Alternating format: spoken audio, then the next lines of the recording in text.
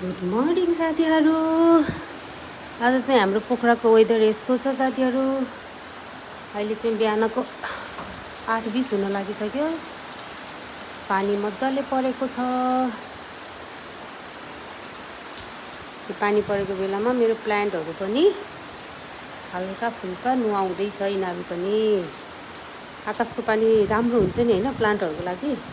त्यही भएर एकैछिन चाहिँ मैले यो पानीमा राखिदिन्छु। हल्का पातहरू सफा भए पछाडि अनि भित्र राख्छु।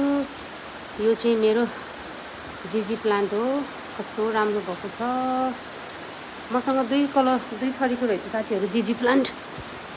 यो चाहिँ गोलो सेपमा छ हैन। अनि यिनीहरू चाहिँ फेरि चुच्चेवाला रहेछ कि यिनीहरूको पत्ता चाहिँ। हेर्नु न फरक छ नि हैन। यसको चाहिँ गोलो सेप छ, यिनीहरूको चाहिँ चुच्चो सेप छ।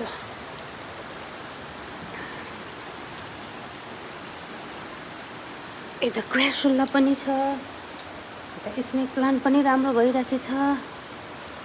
ल साथीहरू, हजुरहरूकोतिर कस्तो छ वेदर? हाम्रोतिर चाहिँ दामी भइराखेछ, दामी।